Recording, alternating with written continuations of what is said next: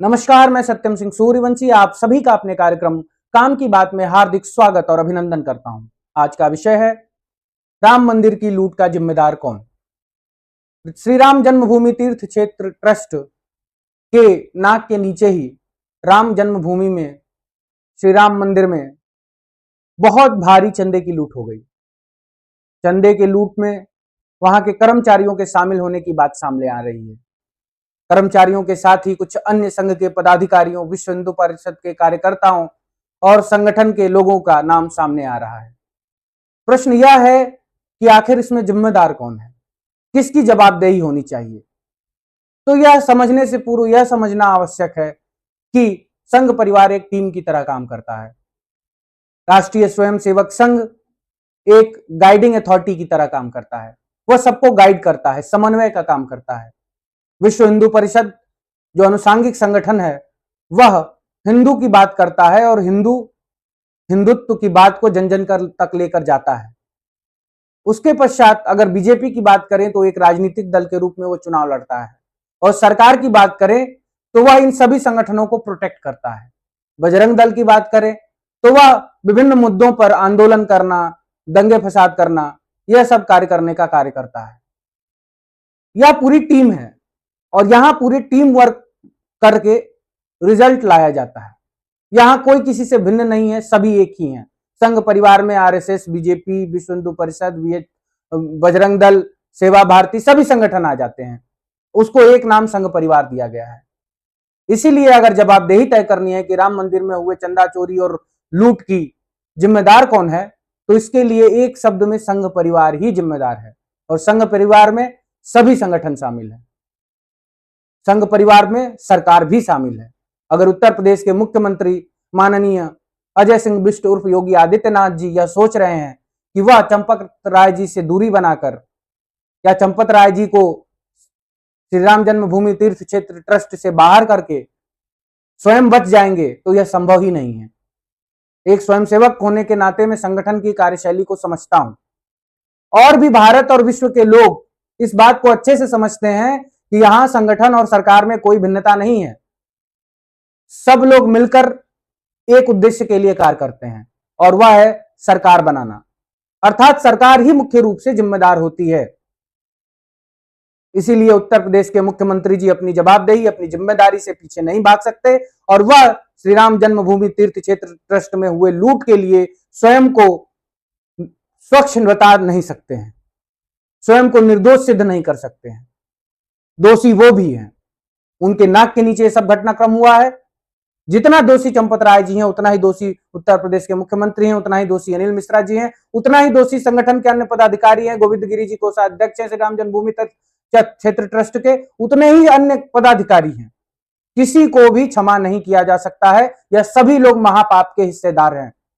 इसीलिए जनता से यह आग्रह है, आम जनमानस से यह आग्रह है कि जवाबदेही तय करें, जिम्मेदारी तय करें। जितना प्रश्न श्री राम जन्मभूमि तीर्थ क्षेत्र ट्रस्ट के पदाधिकारियों से पूछ रहे हैं, उतना ही प्रश्न सरकार से भी पूछें, क्योंकि सरकार भी बराबर की जिम्मेदार है। उतना ही प्रश्न संगठन बीजेपी से पूछें, वो भी जिम्मेदार है। वही प्रश्न विश्व हिंदू परिषद से भी पूछें और आरएसएस से भी पूछें, क्योंकि सभी जिम्मेदार हैं, सभी मिलकर काम करते हैं। जिम्मेदारी भी मिलकर लेनी पड़ेगी। अगर कोई यह सोच रहा है कि अपनी जिम्मेदारी किसी और के माथे पर डालकर वह बच जाएगा, तो यह संभव ही नहीं है। जो लोग संघ परिवार को समझते हैं वह जानते हैं कि कोई भी अगर गलत कार्य हुआ है तो उसमें सभी शामिल हैं, परोक्ष अपरोक्ष रूप से सभी की सहमति होगी, तभी इतना बड़ा लूट का कांड हुआ है, इतना बड़ा महापाप किया गया है, जहां राम के धन को लूट लिया गया है। राम मंदिर में हुए लूट के कारण भक्तों की श्रद्धा प्रभावित हो रही है, भक्तों का विश्वास टूट रहा है। अभी श्री कृष्ण जन्मभूमि से भी यह सुनने में आ रहा है कि वहां भी चंदे चोरी हो रही है, दान चोरी हो रहा है, वहां भी लूट हो रहा है। केदारनाथ में 3-4 किलो सोना गायब हो चुका है, वैष्णो देवी में चोरी हो रही है। चारों तरफ लुटेरों का गैंग मंदिरों के इर्द गिर्द घिरा हुआ है, मंदिरों की समितियों में शामिल हो चुका है और लूट रहा है। अखाड़ा परिषद बिक चुका है, अखाड़ा परिषद बीजेपी का चाटुकार बन चुका है। हिंदू धर्म पूरी तरीके से बीजेपी का चाटुकार बन चुका है। सभी साधु संत महात्मा बीजेपी के चाटुकार बन चुके हैं। ऐसी परिस्थितियों में हिंदू धर्म एक तरीके से पूरी तरह से भारतीय जनता पार्टी के अंतर्गत काम करने वाला एक धर्म बन गया है। क्यों नहीं मोहन भागवत जी यह कहेंगे कि हिंदू धर्म भी तो रजिस्टर्ड नहीं है। वो संघ परिवार की तुलना हिंदू धर्म से इसीलिए कर रहे हैं क्योंकि आज हिंदू धर्म संघ परिवार का एक अनुसांगिक प्रकल्प समझ में आ रहा है, अनुसांगिक संगठन समझ में आ रहा है। आप सभी से यह विनती है कि इस बात को समझे कि संघ परिवार और हिंदू धर्म अलग है। हमारा हिंदू धर्म और संघ परिवार की कोई तुलना नहीं है। आज संगठन के पदाधिकारी जो भी हिंदू धर्म का प्रतिनिधित्व करते हैं, अगर भारतीय जनता पार्टी के अंतर्गत या भारतीय जनता पार्टी के मुख्यमंत्री के छत्र छाया में पल रहे हैं, तो यह बात समझे रहें कि एक समय ऐसा आएगा जब जनता धिक्कारेगी और प्रश्न पूछेगी। उस समय साधु महात्मा जवाब नहीं दे पाएंगे। और अब समय आ गया है कि जनता जागृत हो जाए और आवाज उठाए, प्रश्न पूछे, क्योंकि पूरा हिंदू धर्म ही संघ परिवार के नियंत्रण में है। हिंदू धर्म के सभी प्रकल्प, सभी संगठन, हिंदू धर्म के सभी खंड, सब कुछ भारतीय जनता पार्टी संघ परिवार नियंत्रित कर रहा है। ऐसे में अगर कोई भी घटनाक्रम हो रहा है तो उसके लिए भारतीय जनता पार्टी और संघ परिवार जिम्मेदार है।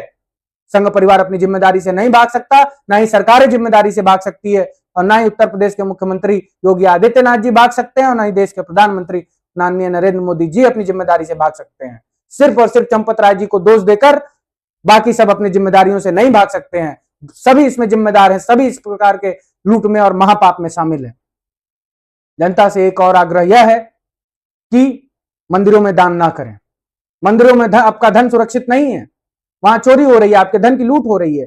मंदिर जाएं तो 1 किलो नहीं 10 किलो मिठाई चढ़ा कर आए, 1 पाव फूल नहीं 10 किलो फूल चढ़ा कर आए, लेकिन दान ना करें क्योंकि धन की वहां लूट हो रही है। कुछ ऐसा दान करें जो आम जनमानस में बांटा जाए, बांटनी व्यवस्था हो जाए, तो ईश्वर आप सभी को भी आशीर्वाद देगा। इसी के साथ आज का विषय समाप्त होता है। नमस्कार।